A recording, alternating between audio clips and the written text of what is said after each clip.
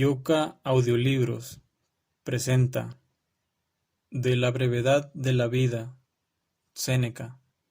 Sobre el autor, Lucio Anneo Séneca, hijo de un rico provincial, de clase de los caballeros, nació en Córdoba, en torno al año 1 después de Cristo.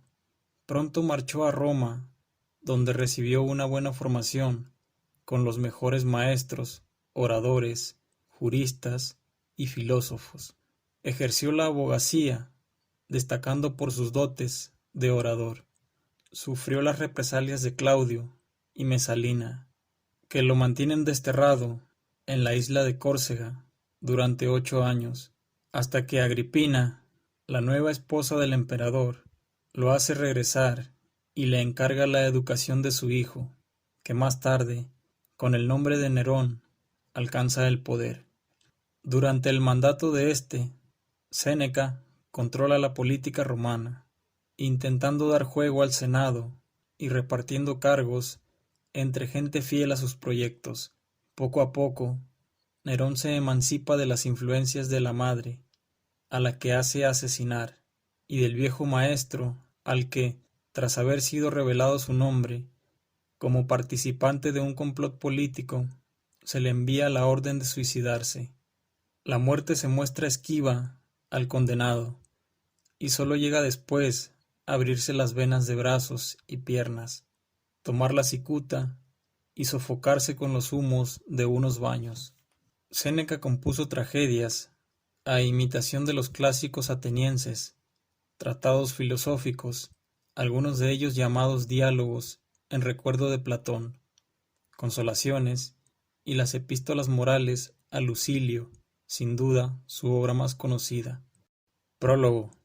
¿Qué va a pasar?, escribe Séneca. Tú no tienes tiempo para nada, y la vida corre. Entre tanto llega la muerte, y para ella, quieras o no quieras, vas a tener todo el tiempo del mundo.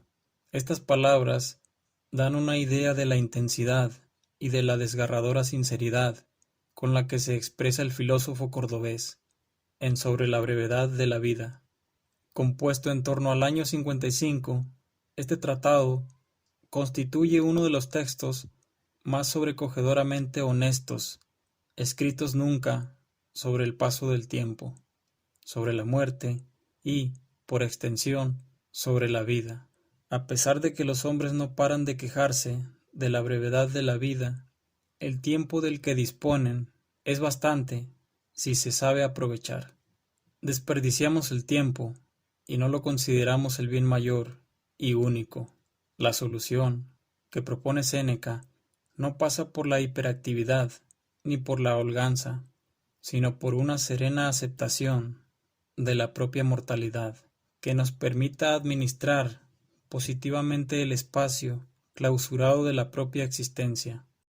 La obra está dedicada a un Paulino, sin duda el hermano o el padre de Pompeya Paulina, la esposa de Séneca.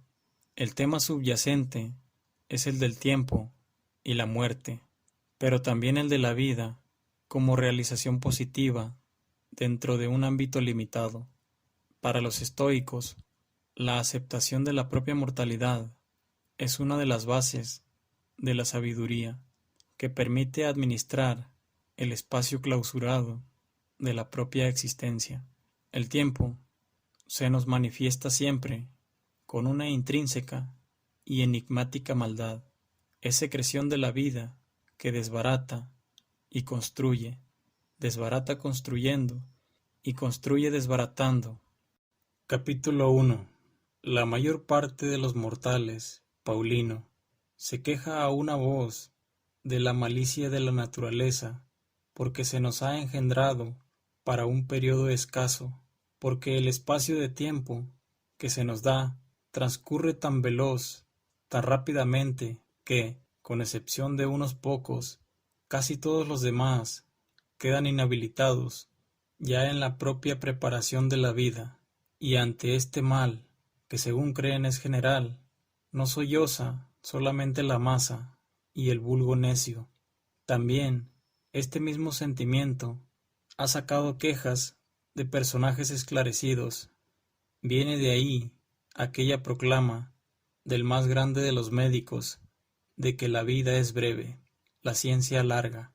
Viene de ahí aquel pleito tan poco propio de un hombre sabio que Aristóteles planteó a la naturaleza, pues sería que ella le ha regalado a los animales una edad tan larga que alcanzan 5 o 10 generaciones, mientras que en el hombre, engendrado para tantas y tan grandes empresas, el límite se ha fijado mucho más acá. No tenemos un tiempo escaso, sino que perdemos mucho.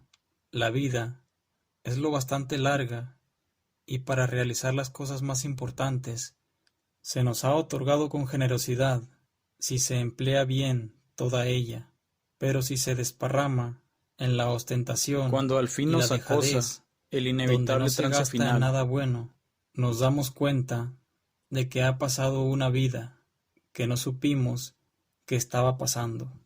Es así, no recibimos una vida corta, sino que la hacemos corta.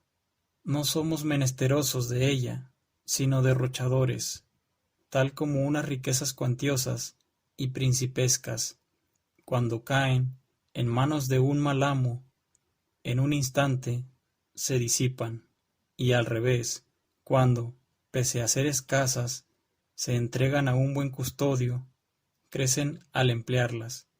Igualmente la existencia se le expande mucho a quien bien la organiza. Capítulo 2. ¿Por qué nos quejamos de la naturaleza? Ella se porta benévolamente. La vida, si sabes usarla, es larga, pero al uno una avaricia insaciable, al otro una actividad ajetreada, los mantienen en tareas superfluas. El uno se empapa de vino, el otro languidece en la holganza. A éste le fatiga una ambición, siempre pendiente del sentir ajeno. A aquel una codicia desatada lo lleva con su afán de lucro por todas las tierras y todos los mares. A algunos los atormenta la afición a la guerra, y están siempre empeñados en los riesgos ajenos y angustiados por los propios. Están los que por culpa de una frecuentación de sus superiores no correspondida se consumen en una servidumbre voluntaria. A muchos los retiene el sentimiento de la suerte ajena o la queja de la propia. A los más, que no persiguen ningún fin claro y seguro, una frivolidad tornadiza, mudable y descontenta de sí misma, les lleva a cambiar continuamente de propósito. A algunos no les agrada ninguna orientación que puedan dar a sus vidas, y la hora fatal los encuentra mustios y dando bostezos, de manera que no cabe dudar de la verdad de aquello que, como un oráculo, dejó dicho el mayor de los poetas: de la vida es escasa la parte que vivimos, porque todo el espacio restante no es vida, es mero tiempo. Les acosan y asedian vicios por todas partes, y no les dejan levantarse ni alzar los ojos a la contemplación de la verdad. Los empujan para hundirlos y sujetarlos en sus ansias. Nunca se les permite recurrir a sí mismos. Si alguna vez acaso les toca en suerte algún descanso, como en mar profundo, en el que incluso tras la ventolera sigue el balanceo, sobrenadan agitados, y jamás para ellos hay descanso de sus ansias. ¿Crees que estoy hablando de esos cuyos males son notorios?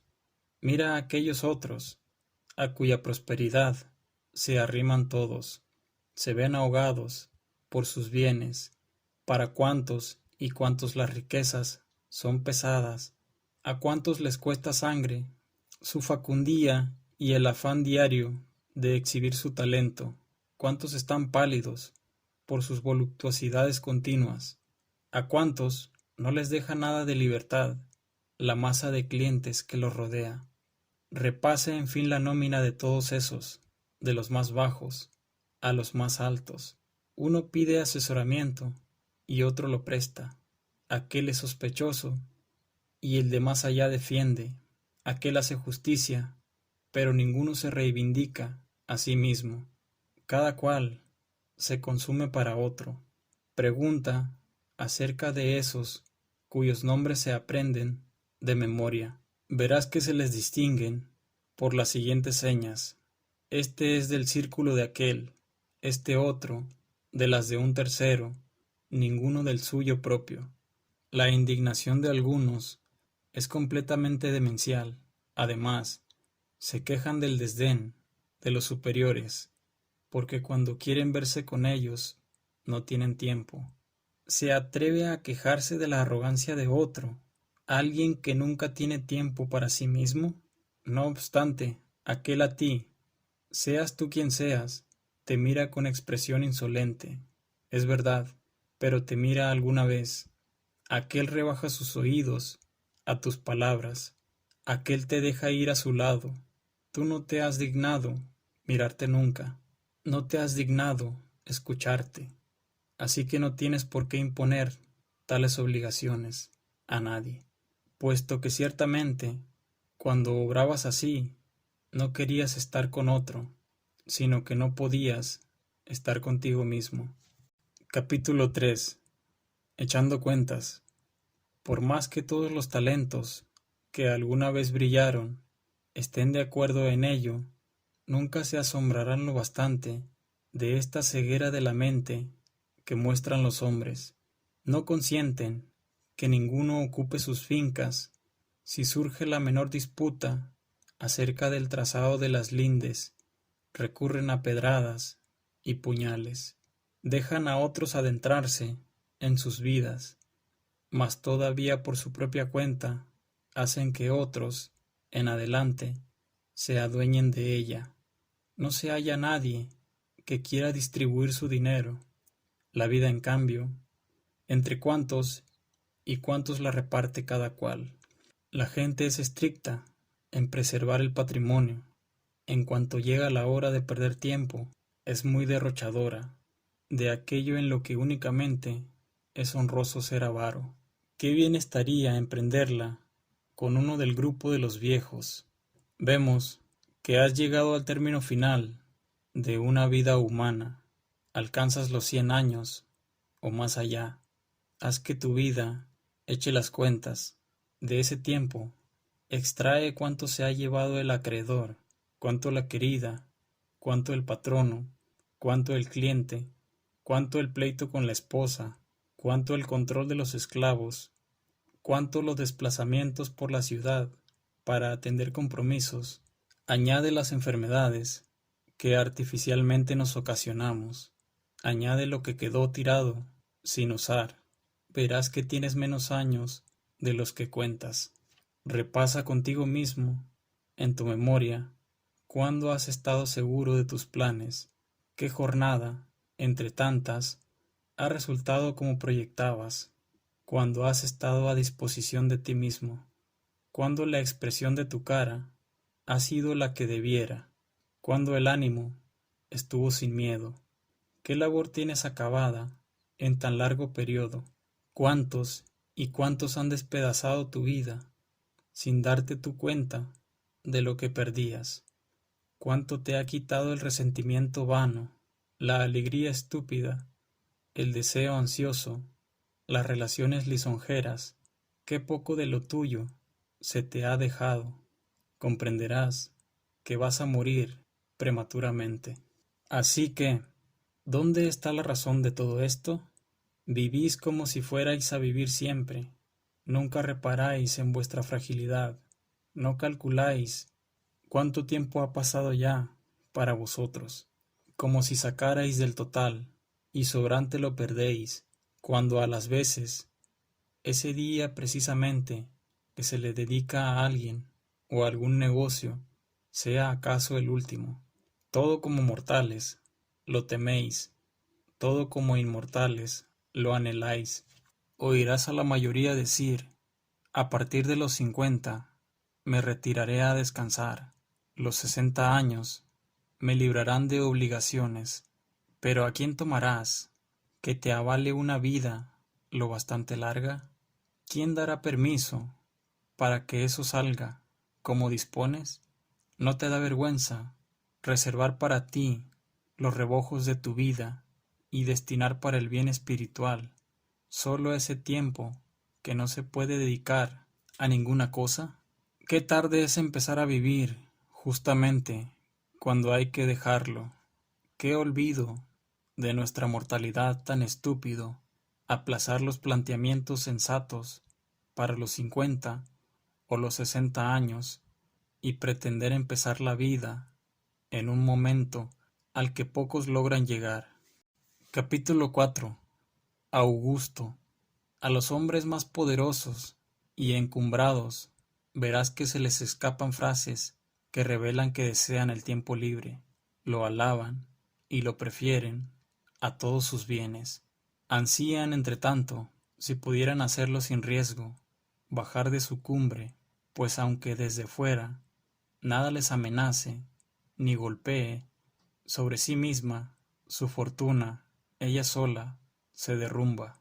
El divino Augusto, a quien los dioses le concedieron más cosas que a nadie, nunca dejó de suplicar descanso para su persona y de solicitar que lo eximieran de la política. Toda su conversación desembocaba en eso de esperar su jubilación. Distraía sus fatigas con este consuelo, aunque engañoso, dulce al menos, de un día llegar a vivir para provecho propio. En cierta carta que mandó al Senado, después de prometer que su retiro no estaría exento de dignidad, ni discreparía de su anterior prestigio, hallé estas palabras: pero esas cosas son más bonitas de hacer que de prometer, aunque a mí las ganas de un tiempo tan deseable me han arrastrado tan lejos, que, como la alegría de la realidad se aplaza de momento, percibo de antemano algo de gusto a partir tan solo de dulces palabras. El tiempo libre le pareció una cosa tan grande que la tomó de antemano con la imaginación, ya que en la práctica no podía. El que veía que todos los asuntos dependían de él solo, el que asignaba su suerte a hombres y naciones, imaginaba con la mayor alegría el día en que se despojara de su grandeza. Había comprobado cuánto sudor le costaban aquellos bienes que resplandecían por todas las tierras, cuántas preocupaciones secretas tapaban. Obligado a lidiar con las armas, contra conciudadanos primero, después contra colegas, finalmente contra parientes, derramó sangre en mar y tierra, viajando en torno, a través de Macedonia, Sicilia, Egipto, Siria y Asia, y casi todos los territorios, dirigió contra enemigos exteriores unos ejércitos ya cansados de matar romanos, mientras pacifica a los Alpes y sojuzga a enemigos presentes en medio de un imperio pacificado, mientras desplaza las fronteras más allá del Rin y del Éufrates y del Danubio. En la propia Roma, las espadas de Murena, Cepión, Lépido, Ignacio y otros contra él se afilaban. Todavía no había escapado a las acechanzas de éstos, y ya su hija y tantos jóvenes nobles comprometidos, a manera de juramento, mediante adulterio, también Julo, y otra vez una mujer temible, en compañía de un Antonio, aterrorizaban su edad quebrantada. Había sajado estas llagas junto con los propios miembros, otras brotaban por debajo, como un cuerpo cargado de mucha sangre, reventada por alguna otra parte, con que añoraba el tiempo libre, esperándolo e imaginándolo, reposaban sus fatigas. Esta era la plegaria de aquel que podía hacer que se cumplieran las plegarias de los otros. Capítulo 5. Cicerón. Marco Cicerón, zarandeado entre Catilinas, Clodios, Pompeyos y Crasos, en parte adversarios manifiestos, en parte amigos dudosos, mientras se bambolea con la República y la sostiene a punto de irse a pique, arrastrado al fin, sin descansar en la prosperidad, ni soportar las adversidades. ¿Cuántas veces renegó de aquel consulado suyo, alabado por él, no sin razón, pero demasiadas veces? ¿Qué expresiones tan llorosas revela en una carta a Ático, cuando ya Pompeyo padre había sido vencido, y el hijo rehacía en Hispania su ejército derrotado? ¿Quieres saber, dice, lo que hago aquí? Aguardo en mi finca de Tusculano, medio prisionero. Añade luego otras cosas, lamentando su época anterior, quejándose del momento presente y desesperado del porvenir. Medio prisionero, se reconoció Cicerón, pero, vaya que sí, nunca el sabio se rebajará a términos tan bajos, nunca estará medio prisionero, siempre gozará de entera y real libertad, suelto y dueño de sí mismo, y puesto por encima de los otros, pues, ¿qué puede estar por encima de aquel que está por encima de la fortuna? Capítulo 6. Livio Druso. Livio Druso, un hombre áspero e impulsivo, cuando, asistido en torno por una masa enorme, proveniente de Italia entera, promovía leyes revolucionarias y males como los de los Gracos, sin comprender bien el resultado de aquellas empresas que ni le estaba permitido realizar, ni una vez empezadas, podía abandonar. Se cuenta que, renegando de aquella vida, que desde sus comienzos fue inquieta, dijo que era el único que ni de niño había tenido jamás vacaciones. Y es que estando aún bajo tutela y gastando ropa de niño, se atrevió a interceder por unos reos ante los jueces e interponer su influencia en el foro con tanta eficacia que se sabe que algunos juicios fueron arrastrados por él a donde quería. ¿Hasta dónde no alcanzaría al reventar tan prematura ambición? Tendrías que suponer que una osadía tan precoz iba a desembocar en un mal enorme, tanto privado como público. Tarde, pues, se lamentaba de no haber tenido vacaciones, quien desde niño fue alborotador y un engorro en el foro. Se discute si él, por su propia cuenta, se dio el golpe, pues de pronto, con una herida en la ingle, cayó a tierra, mientras alguno que otro dudaba si su muerte había sido voluntaria, ninguno si había sido oportuna. Está de más mencionar a muchos que, aunque a otros les parecieran muy felices, ellos por su cuenta prestaron testimonio veraz contra sí mismos y aborrecieron cada actuación suya al cabo de los años, pero con estas quejas ni cambiaron a otros ni a sí mismos. Y es que una vez que las palabras ya brotaron, los sentimientos se deslizan de nuevo a lo acostumbrado. Vuestra vida, vaya que sí, aunque alcance más de 1000 años, se reduce a algo de lo más estrecho. Esos vicios, no hay periodo de tiempo que no devoren realmente este espacio que la razón dilata, aunque por naturaleza corre. Es forzoso que pronto se os escape, pues no sujetáis, ni retenéis, ni ponéis freno a la cosa más veloz de todas, sino que dejáis que se marche como algo superfluo, irrecuperable. Capítulo 7. El arte de vivir.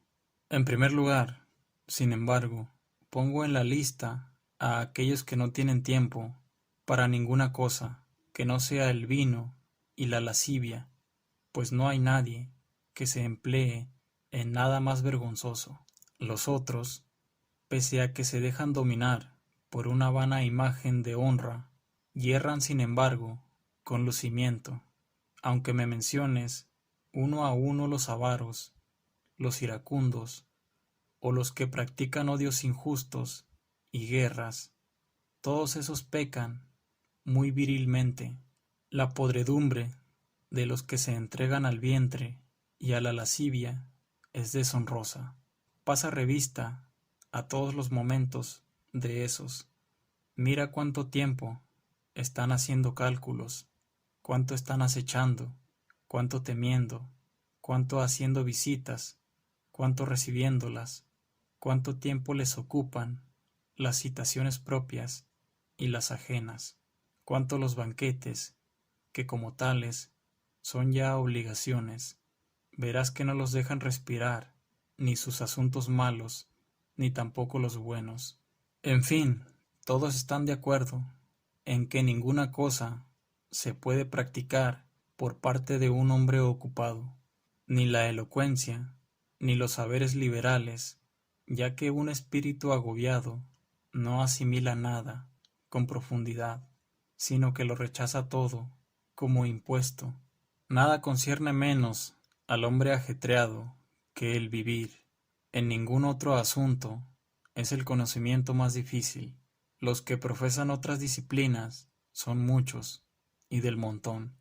Incluso en algunas de ellas hay niños que parecen aprenderlas, de manera que hasta podrían enseñarlas. A vivir hay que estar aprendiendo toda la vida y, algo que te va a extrañar más, toda la vida hay que estar aprendiendo a morir.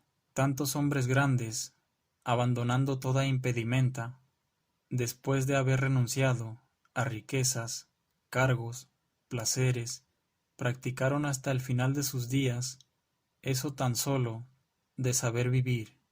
Sin embargo, la mayoría de ellos salió de la vida admitiendo no saberlo todavía, así que mucho menos habrían de saber vivir esos otros hombres corrientes. Créeme, es propio de un personaje grande y levantado por encima de los extravíos humanos no consentir en que le sorban ni una pizca de su tiempo, y su vida se hace larguísima justamente porque toda su abierta extensión queda disponible para él solo. Nada por eso quedó tirado, sin cultivar ni laborar. Nada dependió de otro, pues no halló nada que mereciera tomarse a cambio de su propio tiempo un hombre que era su depositario más ahorrativo. De esta manera tuvo bastante.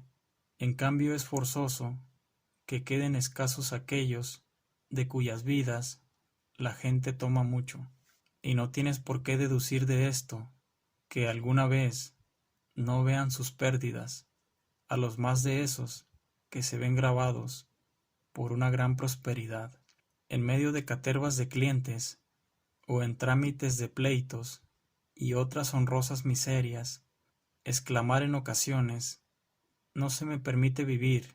¿Cómo que no se te permite? Todos esos que te llaman como asesor legal te despojan de tu propia persona. Aquel encausado, ¿cuántos días se llevó? ¿Cuántos aquel candidato? ¿Cuántos aquella vieja, cansada de enterrar herederos? ¿Cuántos aquel que para incomodar la avaricia de los cazatestamentos se finge enfermo? ¿Cuántos aquel amigo más influyente de la cuenta que no os tiene para ser amigos, sino para exhibiros en su comitiva? Revisa y calcula, repito, los días de tu vida. Verás que entre las manos te quedan bastante pocos y desechables. El que logró los faces ansiados quiere al punto dejarlos y anda diciendo: ¿cuándo pasará el año? Otro organiza unos juegos que él consideró en mucho que le tocara en suerte darlos. ¿Cuándo, dice, escaparé de esta historia? Otro, como abogado defensor, se desbarata por todo el foro y lo llena todo con tan gran concurrencia que no alcanza a que le oiga toda ella. ¿Cuándo, dice, se aplazarán estos asuntos? Cada cual acelera su vida y padece añoranzas del futuro, y hastío del presente. En cambio aquel otro, que no hay momento, que no aproveche para sus propias cosas, que organiza cada jornada como si fuera la última, ni anhela el mañana, ni de él recela, pues, ¿qué nuevo deleite queda que pueda aportártelo? ¿Ninguna hora? Todo ya se conoce, todo ya se ha experimentado, hasta la saciedad. Del resto, que la pura suerte disponga, como quiera. La vida está ya en seguro, a ella se le puede añadir, no sustraer nada, y añadirle será como poner algo más de comida al harto y lleno. Toma lo que ya no desea, no tienes por qué pensar, en razón de sus canas y arrugas, que alguien ha vivido mucho tiempo. Ese no ha vivido mucho, sino que ha estado ahí mucho tiempo. ¿Qué pasaría si pensaras que ha navegado mucho uno, al que una tempestad muy dura, al salir del puerto, lo arrastró de acá y para allá, y con los tumbos de unos vientos que arremeten por puntos opuestos, lo mueve en círculos dentro del mismo espacio? Ese no navegó mucho, sino que lo han zarandeado mucho. Capítulo 8. El desprecio del bien más preciado. Suelo extrañarme cuando veo a los unos pedir tiempo y a los otros, los solicitados, dispuestos a dárselo. Unos y otros atienden a aquello por lo que se pide el tiempo. Ninguno al tiempo en sí. Se pide como si no fuera nada. Como si no fuera nada, se da. Se juega con el bien más valioso de todos, pero los engaña el que sea un bien incorpóreo, el que no esté a la vista, de manera que se considera muy barato, más todavía que su precio es casi nada. Las pensiones, los subsidios, la gente las recibe con mucho cariño y en ellos invierte su esfuerzo, su trabajo o su empeño. Nadie aprecia el tiempo, se le maneja con soltura, como si fuera gratuito. Ahora bien, esos mismos, mira, como cuando enferman, si hay de verdad peligro de muerte, se postran suplicantes ante los médicos, como si temen la pena de muerte, están dispuestos a gastar todo lo que tienen con tal de seguir vivos. Tan grande es en ellos la disparidad de sus sentimientos, y es que si, tal como el de los pasados, se le pudiera poner delante a cada cual el número de sus años futuros, cómo temblarían al ver que les quedaban pocos, cómo mirarían por ellos, como que es fácil administrar lo positivo, aunque sea escaso. Hay que guardar con mayor cuidado aquello que no sabes cuándo habrá de faltarte, y no tienes por qué pensar, sin embargo, que ellos desconozcan lo mucho que vale esa cosa. Suelen decir a los que quieren muchísimo que están dispuestos a darles una parte de sus años. Se los dan sin darse cuenta, y se los dan además de manera que se los restan a sí mismos, sin añadírselos a los otros, pero no se dan cuenta, precisamente, de que se los restan. Por eso soportan ellos esa pérdida derivada de una resta inadvertida. Nadie te restituirá esos años, nadie de nuevo te devolverá tu propia persona. Irá por donde antes solía la vida, sin echar atrás o retener su carrera. No armará jaleo ninguno, no te dará aviso ninguno de su velocidad. Se deslizará callada, ella no llegará más lejos, por mandato de rey, ni por aprobación del pueblo. Tal como la dejaron salir, el primer día habrá de correr, nunca hará etapa, nunca se entretendrá. ¿Qué pasará? Tú estás atareado, la vida se apresura, llegará entre tanto la muerte, para la cual, lo quieras o no, habrás de tener tiempo de sobra. Capítulo 9. Vivir el presente. ¿Puede haber algo más estúpido que la actitud de algunos, me refiero a esos hombres que presumen de ser previsores, andan empeñados en demasiadas tareas para poder vivir mejor, equipan la vida a base de gastar vida. Sus pensamientos los dirigen a la lejanía, pero, claro, el desperdicio mayor de vida es la dilación. Ella anula cada día que se va presentando. Ella escamotea lo presente, en tanto promete lo de más allá. El mayor estorbo del vivir es la expectativa que depende del mañana y pierde lo de hoy.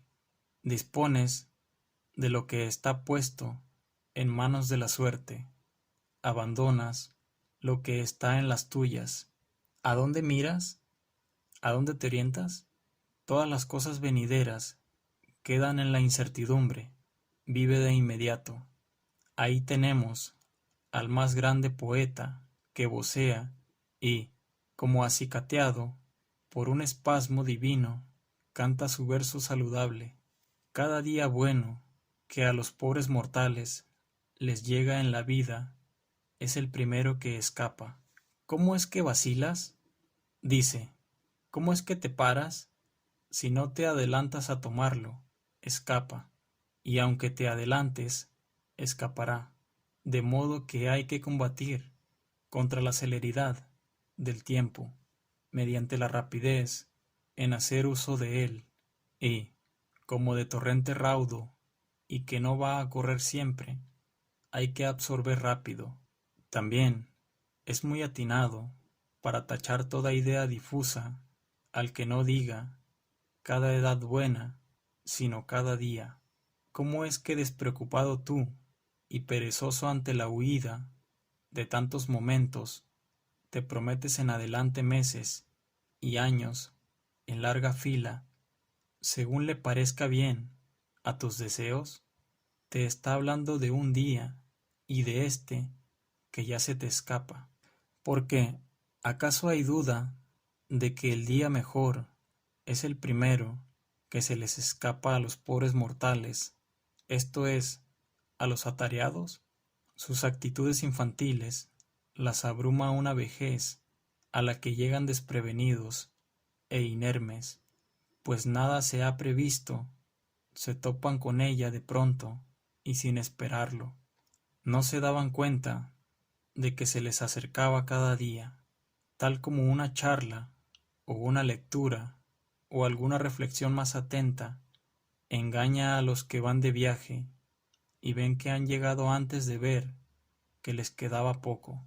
Así este viaje de la vida, continuo y aceleradísimo, que recorremos con el mismo paso, despiertos y dormidos, no se les descubre a los atareados, sino es cuando ya acaba. Capítulo 10. Tiempos en los que se divide la vida. En lo que vengo planteando, si quisiera desarrollarlo por partes y puntos concretos, se me ocurrirán muchas cosas para demostrar que la vida de los atareados es muy corta. Solía decir Fabiano, un filósofo, no de esos entronizados, sino de los auténticos y antiguos, contra las pasiones hay que luchar al asalto, no con añagazas, ni con golpes menudos, sino que hay que rechazar sus líneas en un ataque general. No aprobaba las sutilezas, pues, según él, había que aplastarlas, no que pellizcarlas. A pesar de todo esto, para sacar a esta gente de su error, hay que instruirla, no solo criticarla. La vida se divide en 3 momentos: el que ha sido, el que es, el que será. De ellos, el que ahora recorremos es corto, el que vamos a recorrer es dudoso, el que hemos recorrido es seguro. En este es, justamente, en el que la fortuna pierde todo derecho, pues no puede ya someterse de nuevo al albedrío de nadie.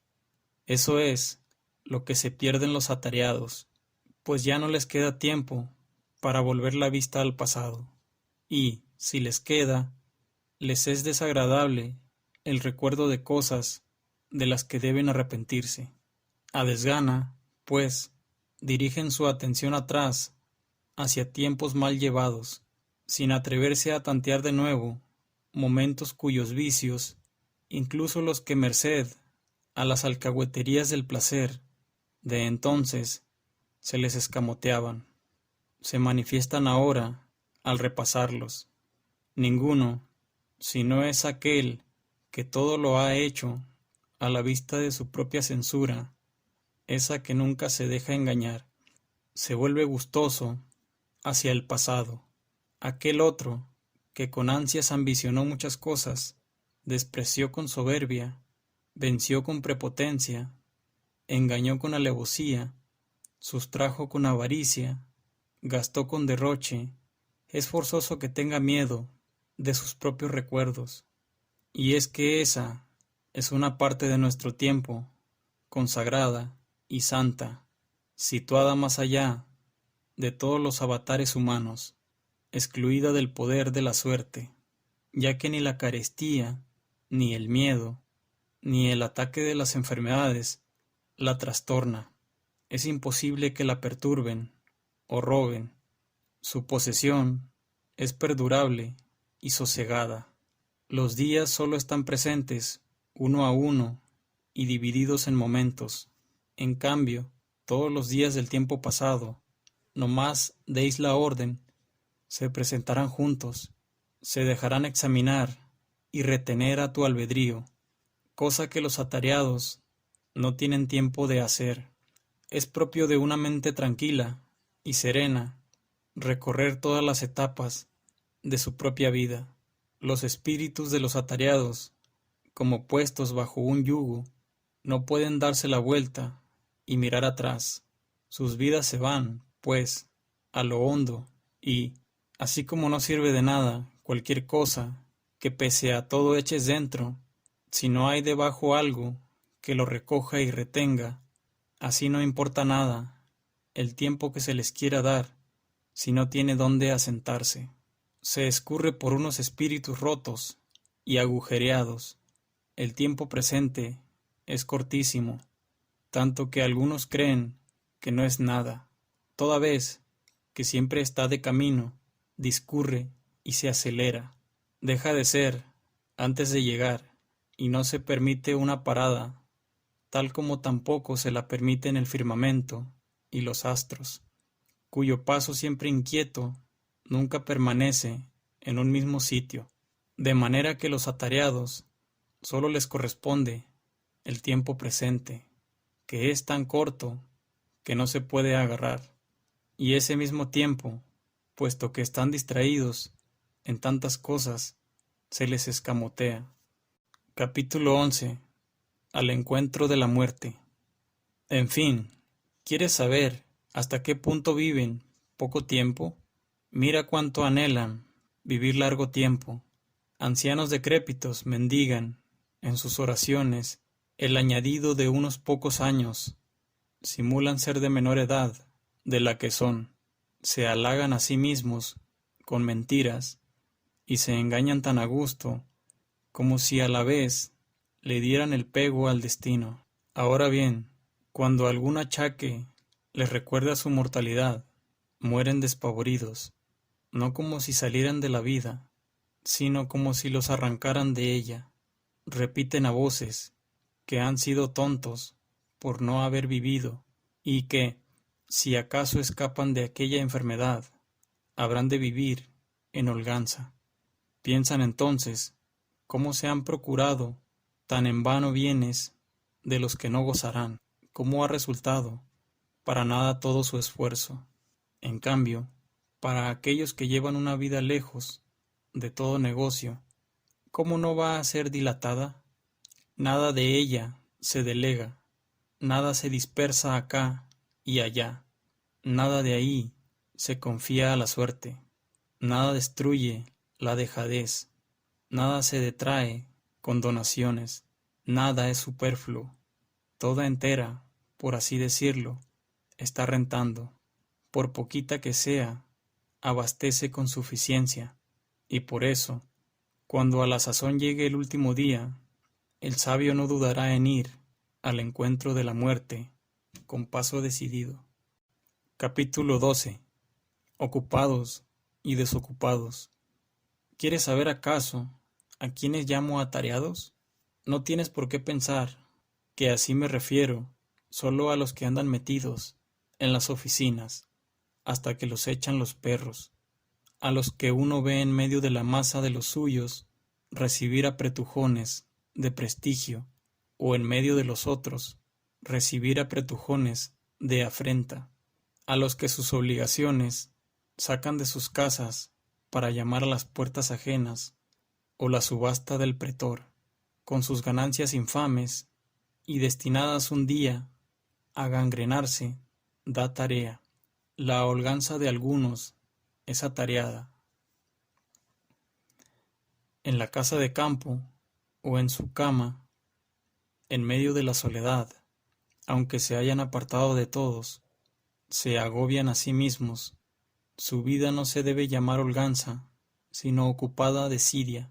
Llamas tú desocupado al que restaura con ansiosa delicadeza bronces de Corinto, vueltos valiosos por la locura de unos pocos, y gasta la mayor parte de sus jornadas entre chapas enmohecidas. Al que en el Seroma, maldita sea, ni siquiera padecemos males exclusivamente romanos, se sienta a contemplar los combates de los muchachos. Al que distribuye por parejas, según edades y colores, su rebaño de pringosos, al que ceba los atletas más de moda. ¿Cómo llamas desocupados a los que pasan muchas horas en la barbería mientras le cortan lo poco que la noche antes le haya crecido el pelo, mientras se delibera sobre cada uno de sus cabellos, mientras la melena, si está caída, se le hace regresar a su sitio, o si es escasa, se le echa de acá y allá a la fuerza sobre la frente? ¿De qué manera se enfadan si el barbero, como debe hacer cuando pela a un varón, fue un poco descuidado? ¿Cómo se ponen pálidos si se corta algo de sus crines, si algo queda fuera de su sitio, si no acaba todo con los rizos debidos? ¿Quién hay de esos que no prefiera que la república se trastorne antes que su melena, que no ande más preocupado por la elegancia de su cabeza que por su vida, que no prefiera lucir mejor peinado que dignidad? ¿Llamas tú desocupados a esos que andan siempre atareados entre el peine y el espejo? ¿Qué me dices de aquellos que se afanan en componer, escuchar, aprender canciones, mientras retuercen en giros de modulación absurda la voz, cuya emisión correcta la naturaleza ha hecho que sea la mejor y más sencilla? ¿De aquellos cuyos dedos resuenan continuamente por estar midiendo algún verso para sus adentros? ¿De aquellos que, cuando comparecen para asuntos serios y a menudo hasta tristes, dejan oír una melodía en voz baja? Esos no tienen a disposición ocio, sino negocio absurdo. Sus banquetes, desde luego que no los consideraría yo entre sus momentos de ocio, pues veo con cuánto afán disponen la plata, con cuánto cuidado remangan las túnicas de sus favoritos, qué atentos están a ver cómo le queda el jabalí al cocinero, con qué rapidez, en cuanto se da la señal, los barbilampiños se dirigen cada uno a sus menesteres, con cuánta maña se trinchan las aves en filetes nunca excesivos, con qué esmero unos criaditos desdichados limpian los escupitajos de los borrachos. Con estas cosas se ganan fama de refinados y elegantes, y hasta tal punto sus propios males los siguen a todos los rincones donde se retiran a vivir, que nunca comen ni beben sino para medrar. Tampoco deberías contar entre los desocupados a los que se desplazan acá y allá en silla o litera, y, como si no las pudieran dejar, acuden a la hora exacta de cada traslado. A estos, algún otro les avisa cuando tienen que bañarse, cuándo nadar, cuándo cenar. Hasta tal punto están rotos por la flojedad de un alma exquisita, que no pueden saber, por sí solos, si tienen ganas de comer. Oigo que uno de esos hombres exquisitos, si es que hay que llamar exquisitez, eso de desaprender la conducta y los hábitos propios de un hombre, una vez que lo sacaron de la casa de baños, en volandas, y lo hubieron colocado en la tierra, hizo esta pregunta: ¿estoy ya sentado? Ese que desconoce si está sentado, ¿crees tú que sabe si está vivo? ¿Si está viendo? ¿Si está desocupado? No me es fácil decir cuál de las dos cosas me daría más pena, el que lo desconociera o el que simulara desconocerlo. Es verdad que experimentan el olvido de muchas cosas, pero de otras muchas no hacen más que remedarlo. Ciertos fallos a ellos les gustan, como si fueran demostraciones de riqueza. Parece que es propio de un hombre demasiado bajo y despreciable saber lo que hace.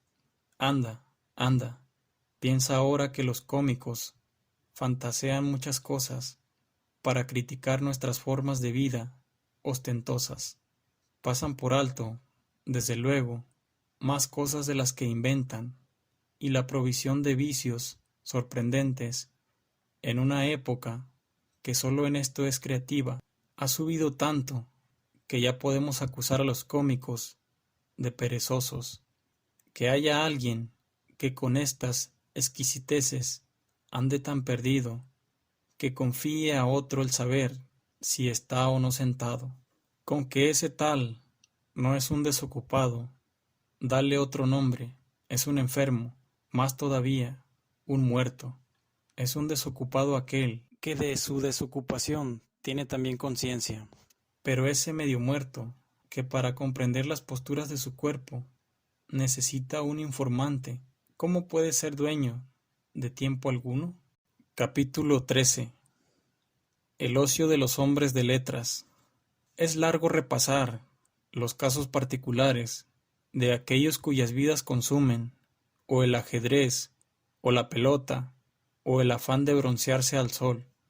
No están desocupados aquellos cuyos placeres suponen mucha ocupación, porque nadie pondrá en duda que no hay cosa que no hagan sin esfuerzo grande los que se entretienen en inútiles estudios literarios. Una tropa que ya también en Roma es grande, propia de griegos, fue esa enfermedad de indagar qué número de remeros llevaba Ulises, si se escribió primero la Ilíada o la Odisea, si las dos además son de un mismo autor, y más cosas de este tipo, las cuales, si tú las dejas para ti, nada aprovechan a tu íntima conciencia, y, si las publicas, no parecerás más sabio, sino más pesado.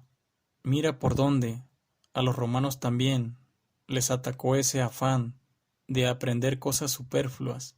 Por estos días he oído a un individuo relatar las empresas que hizo, por vez primera, cada general romano. El primero que ganó una batalla naval fue Duilio, el primero que en un desfile triunfal llevó elefantes fue Curio Dentato. Todavía esas cosas, aunque no atiendan a la gloria auténtica, al menos versan sobre casos de acciones civiles. No es beneficioso tal conocimiento, y es sin embargo capaz de entretenernos en asuntos brillantemente vanos. Dejemos también, para los que indagan por ahí, quién convenció primero a los romanos para que embarcaran. Fue Claudio, llamado Caudis, precisamente porque la trabazón de muchas tablas se llamaba entre los antiguos Caudex. Por eso las tablas oficiales se denominan códices, y a los barcos, todavía ahora que siguiendo una vieja práctica, traen las provisiones por el Tíber se llaman codiciarios. Bien haría el caso también, eso de que Valerio Corvino fuera el primero que venció a Mesana, y el primero de la familia de los Valerios, que, tomando el nombre de esa ciudad, tras conquistarla, se llamó Mesana, y luego, cuando la gente poco a poco cambió las letras, le dijeron Mesala. No dejarás tal vez que cualquier otro se preocupe de que Sula fuera el primero que en el hipódromo ofreció un espectáculo de leones sueltos, pues antes se presentaban atados, al tiempo que el rey Boco envió unos lanceros para matarlos. También eso en buena hora se consienta, pero el que Pompeyo fuera el primero en haber ofrecido en el hipódromo una lucha de 18 elefantes enfrentados, como en batalla a unos condenados, ¿tiene que ver con ninguna cosa buena? El primero de la ciudadanía, y entre los antiguos prohombres, según es fama, uno de calidad destacada, consideró un tipo de espectáculo memorable, eliminar personas de una manera nueva. ¿Se defienden? Es poco. ¿Quedan desgarrados? Es poco. Que los triture la masa enorme de los animales. Mejor era que tales cosas cayeran en olvido, para que luego ningún poderoso aprendiera y, picado, emulara una acción muy poco humanitaria. Oh, cuánta niebla pone delante de nuestras mentes la prosperidad grande. Él creyó estar entonces por encima de la naturaleza, al enfrentar tantas catervas de hombres desdichados a bestias nacidas bajo otro cielo, al meter guerra entre animales tan diferentes, al derramar mucha sangre a la vista del pueblo romano, al que pronto obligaría a derramar más todavía de la suya propia. Ese mismo, más tarde, sin embargo, traicionado por la desleal Alejandría, se entregaría al último esclavo para que lo traspasara, comprendiendo al fin la jactancia vana de su sobrenombre.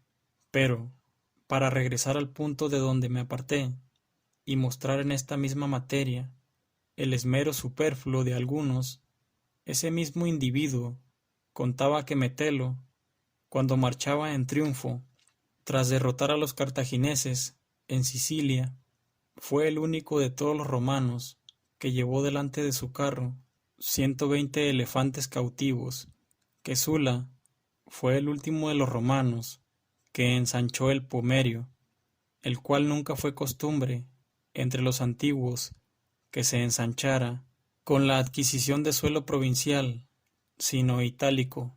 Saber esto es más provechoso que saber que el monte Aventino estaba fuera del Pomerio, como él aseguraba, por una de estas dos razones, bien porque la plebe se retiró allá, bien porque cuando Remo estaba oficiando los auspicios en ese lugar, no les llegaron las aves e innumerables cosas además, que o son falsas o poco menos que mentiras, porque, aunque uno admita que ellos dicen todas esas cosas de buena fe, aunque escriban para ilustrar, ¿a quién rebajarán sus errores? Tales cosas, sin embargo, ¿a quién le reprimirán sus deseos? ¿A quién harán más valiente, más justo, más generoso? Nuestro amigo Fabiano decía dudar a veces si no sería mejor no arrimarse a ningún estudio antes que enredarse en ellos. Capítulo 14. Dedica tu ocio a conversar con los sabios del pasado. Los únicos, entre todos, que están desocupados son los que dedican su tiempo a la sabiduría. Son los únicos que viven, pues no solo preservan bien su época, le añaden el tiempo todo. Sean los que sean los años que antes que ellos han transcurrido, ellos los adquieren para sí. Si no somos muy desagradecidos, aquellos celebérrimos iniciadores de dictámenes sagrados nacieron para nosotros, prepararon la vida para nosotros, hacia bienes muy hermosos, sacados de las tinieblas a la luz, por el esfuerzo ajeno, nos van llevando. No tenemos cerrado el paso hacia ninguna época, nos admiten en todos lados y, si cabe con la grandeza de ánimo, traspasar las angosturas de la poquedad humana, hay mucho tiempo por el que podemos pasearnos.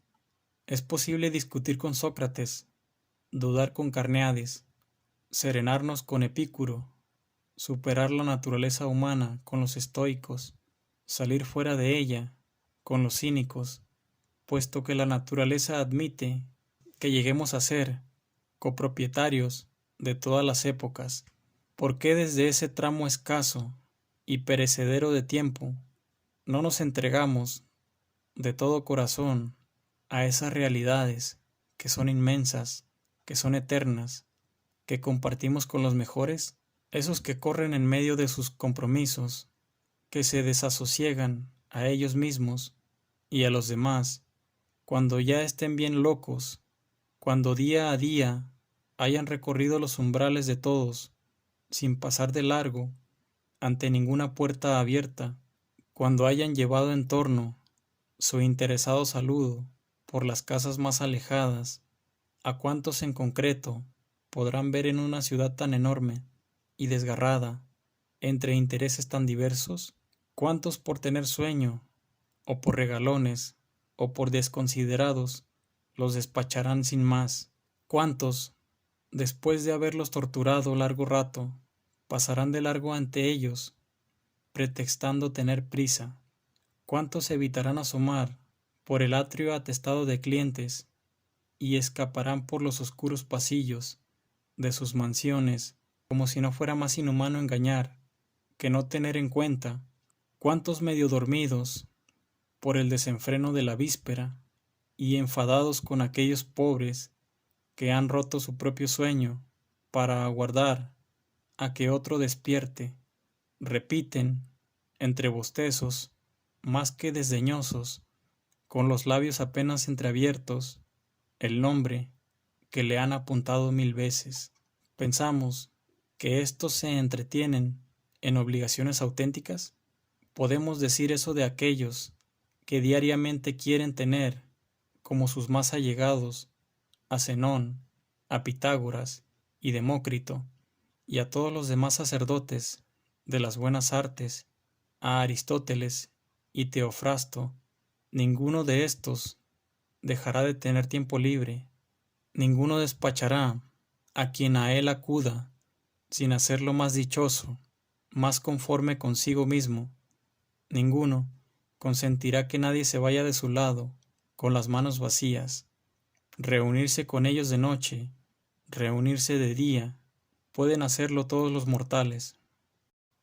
Capítulo 15. Los sabios alargan y enriquecen tu vida.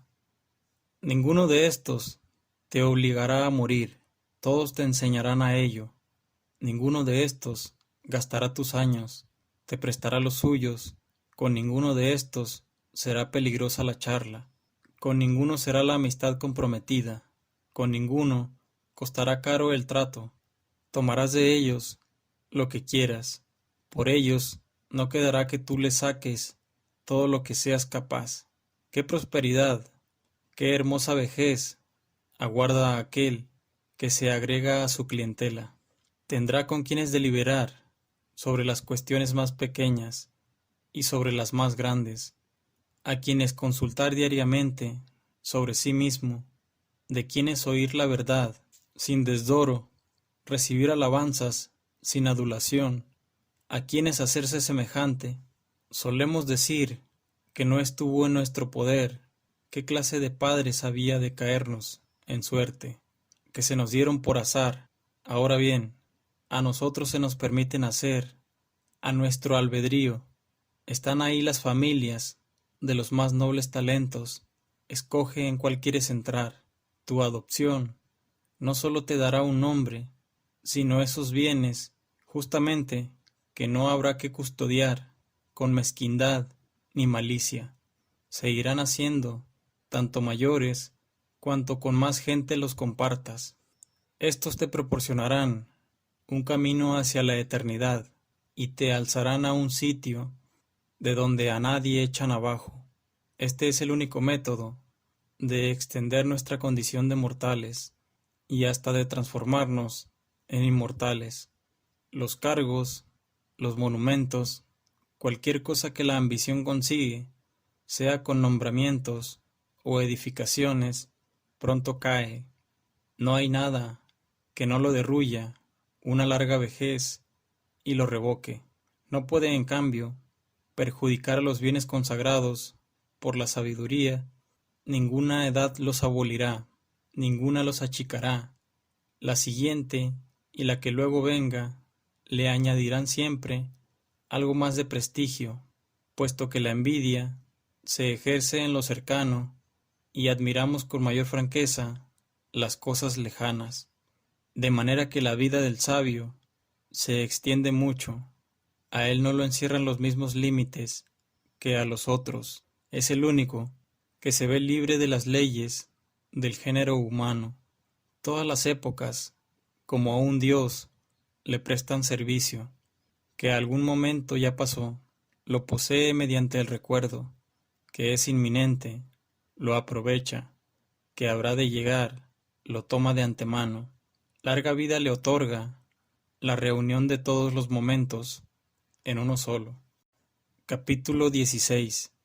El aburrimiento del rico. Es muy corta y desasosegada la vida de aquellos que olvidan las cosas pasadas, descuidan las presentes, abrigan temores del porvenir. Cuando llegan al final, comprenden tarde los pobres cuánto tiempo han estado ocupados en no hacer nada. Y no hay razón para que creas demostrar que ellos viven una vida larga, según el argumento ese de que de vez en cuando llaman a la muerte. Los atormenta la imprevisión en medio de pasiones vagas y que desembocan en lo mismo que más temen. Desean a menudo la muerte, justamente porque la temen. Tampoco es un argumento para que lo pongas entre los que viven mucho tiempo el hecho de que la jornada les parezca larga, el hecho de que, hasta que llega el momento convenido de la cena, se quejan de que las horas marchan lentas, y es que si alguna vez las ocupaciones los dejan libres, se requeman desamparados en medio de la desocupación, y no saben cómo organizarla, cómo salvarla, de manera que aguardan alguna ocupación concreta, y todo el tiempo que hay en medio les es pesado, tanto, vaya que sí, como cuando se ha anunciado la fecha de un espectáculo de gladiadores, o cuando se espera la convocatoria de un festival o una diversión. Quieren saltarse los días intermedios. Toda dilación del acontecimiento esperado es para ellos larga. En cambio, ese momento que desean es breve y veloz, y mucho más breve por culpa de su fallo. Pasan huyendo de un sitio a otro y no pueden detenerse en un solo deseo. Los días no son para ellos largos, sino odiosos. Por el contrario, qué escasas les parecen las noches que pasan en brazos de sus putas o entre copas. De ahí vino también el delirio de esos poetas que alimentan con sus fábulas los errores de los hombres, pues, según ellos, Júpiter, lisonjeado las delicias de la cohabitación, hizo que una noche durara el doble. ¿Qué otra cosa es sino inflamar nuestros vicios, eso de poner a los dioses en la lista de sus promotores y dar a nuestros padecimientos licencia excusada con el ejemplo divino? ¿Pueden a esos no parecerles cortísimas unas noches que compran tan caras? Pierden el día aguardando la noche y la noche temiendo el alba. Capítulo 17. La frustración del poderoso. Hasta sus placeres son asustadizos y se ven alterados por diversos terrores. Cuando andan más alegres, se les viene este pensamiento angustioso: ¿cuánto tiempo durará esto? Por causa de este sentimiento, los reyes protestan de su propio poderío, y no les complace su inmensa suerte, sino que el final, que alguna vez llegará, les espanta, cuando por los grandes espacios de las llanuras extendía su ejército, sin alcanzar a abarcar su número, sino tan solo sus dimensiones. Aquel rey de Persia, tan insolente, derramó lágrimas, porque dentro de 100 años no quedaría ninguno de tantos jóvenes. Pero precisamente ese que los lloraba iba a acelerar su destino y se disponía a perder a unos en el mar, a otros en tierra, a otros en la batalla, a otros en la retirada, y en poco espacio de tiempo iba a gastar aquellos por los que sentía temor para dentro de 100 años. ¿Y cómo es que incluso sus gozos son asustadizos? Pues porque no se apoyan en principios sólidos, sino que se ven perturbados con esa misma frivolidad con que nacen. Pero, ¿cómo crees que son para ellos los momentos que ellos mismos reconocen infelices, cuando incluso esos otros, con los que se exaltan y se alzan por encima del hombre, son poco auténticos? Cada uno de nuestros bienes mayores está lleno de preocupación, y en ninguna suerte confiamos menos que en la muy buena. Hace falta una segunda felicidad para proteger esa felicidad, y hay que hacer ruegos otra vez por aquello que salió conforme a nuestros ruegos, y es que todo lo que sucede por azar es inestable. Cuanto más alto se alza, tanto más propenso es a caer. Es así que a nadie le agradan las cosas caedizas. Luego, por fuerza, es muy desdichada, y no sólo muy corta, la vida de aquellos que disponen con gran esfuerzo algo que habrían de poseer con uno mayor todavía.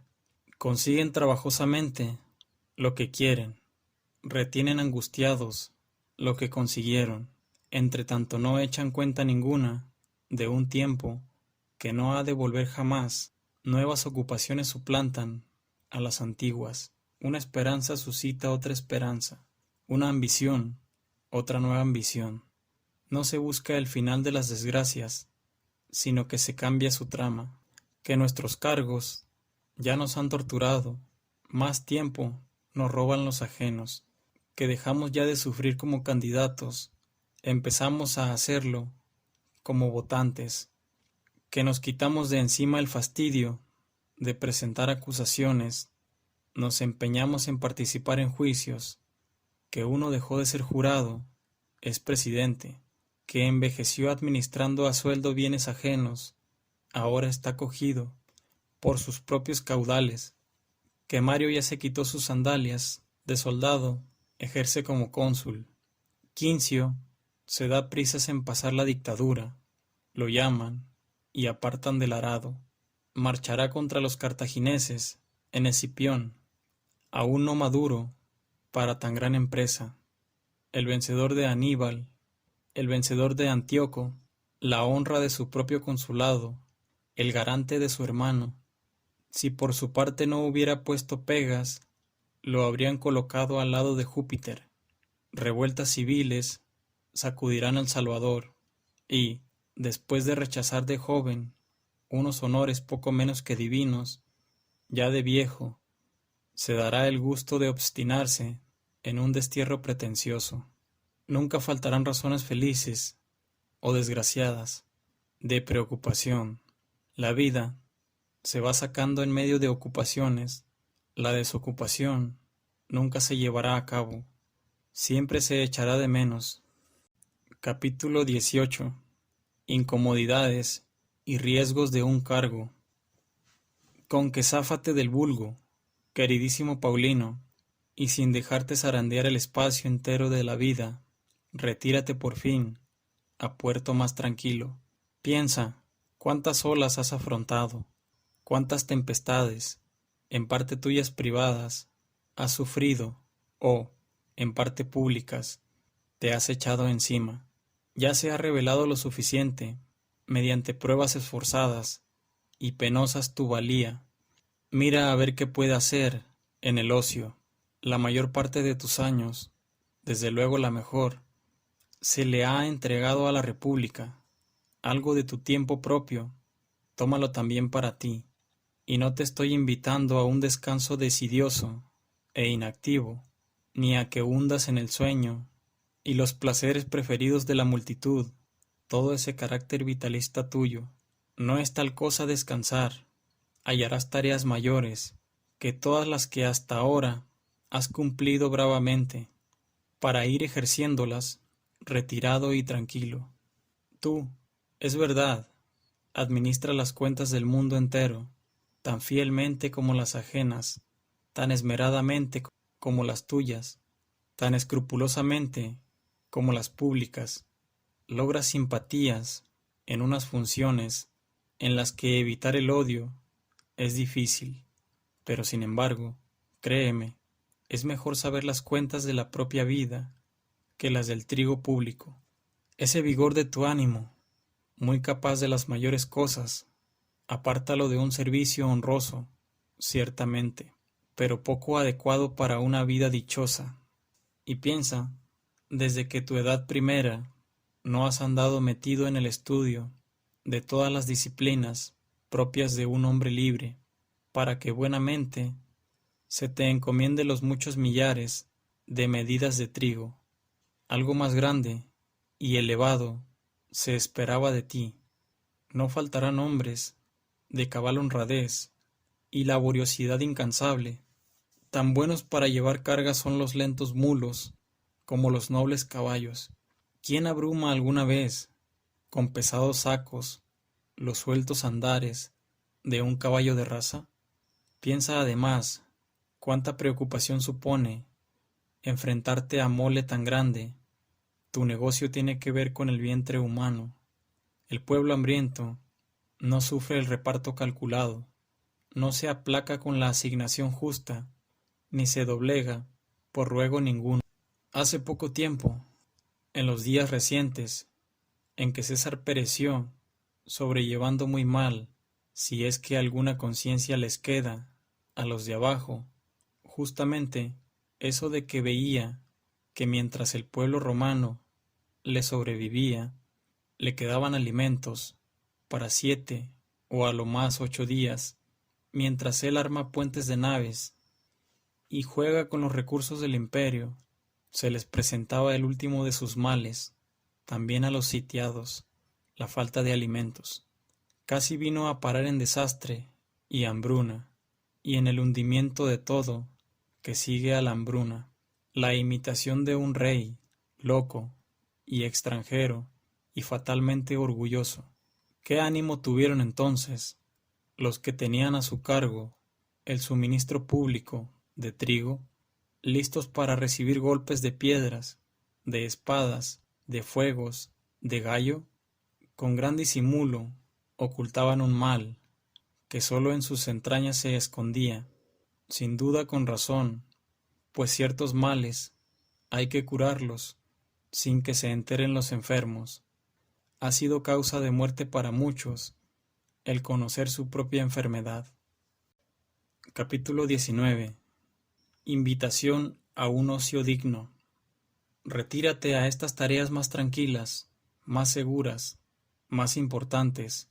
¿Crees tú que si procuras que el trigo, sin engaño o descuido, de los transportistas, pase a los graneros en buen estado, que no se vicie y recueza por coger humedad, que responda al peso y la medida, es lo mismo que si te arrimas a estas tareas sagradas y sublimes, dispuesto a saber cuál es la sustancia de Dios, su voluntad, su condición, su forma, qué destino espera a tu alma, dónde nos coloca la naturaleza tras la salida del cuerpo, qué es lo que sostiene en el centro cada uno de los cuerpos más pesados del mundo y mantiene arriba colgados los ligeros, lleva a lo alto el fuego, mueve las estrellas según sus ciclos y todas las demás cosas llenas de inmensas maravillas.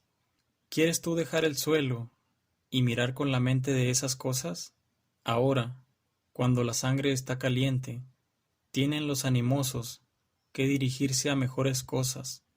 En esta clase de vida te aguardan muchas habilidades nobles, el amor y la práctica de las virtudes, el olvido de los deseos, la ciencia de vivir y morir, un hondo descanso de todo. La condición de todos los atareados es desde luego desdichada, pero es la más miserable, la de aquellos que ni siquiera se afanan en sus propias ocupaciones, duermen según el sueño de otro, caminan según los pasos de otro, reciben órdenes para amar y odiar, que son las acciones más libres de todas. Si éstos quieren acaso saber lo corta que es su vida, que piensen en qué proporción es suya propia. Capítulo 20. Jubilarse a tiempo. Cuando veas, pues, que algunos visten ropa de gala una y otra vez, que sus nombres resuenan en el foro, no sientas envidia. Esas cosas se granjean con pérdida de vida. Para que un solo año reciba su nombre, habrán de machacar ellos todos sus años. A algunos, antes de que pisen la cumbre de su ambición, en las primeras escaramuzas, los abandona la vida. A otros, después de haberse arrastrado hasta el logro de una dignidad, a través de 1000 indignidades, les viene el pensamiento lamentable de que han estado trabajando para la inscripción del sepulcro. La vejez extrema de algunos, al tiempo que se organiza para nuevos proyectos, como si fuera la juventud, falla impotente entre grandes y descomunales intentos.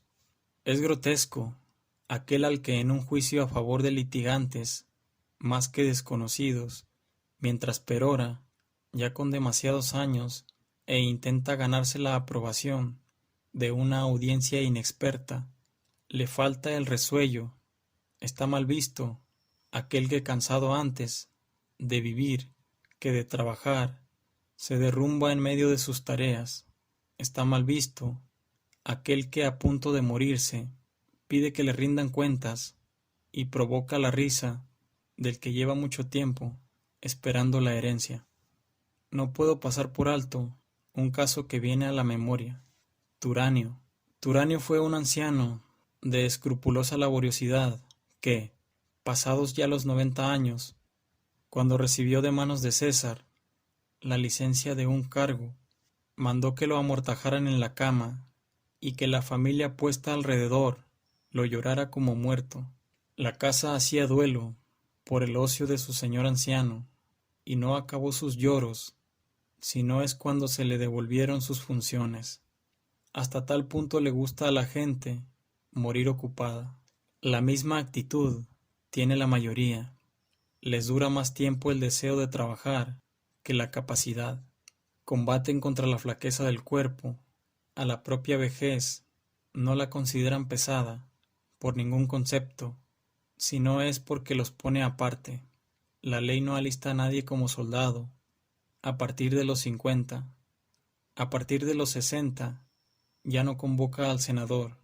La gente tiene más dificultades para conseguir la jubilación por ella misma que por la ley.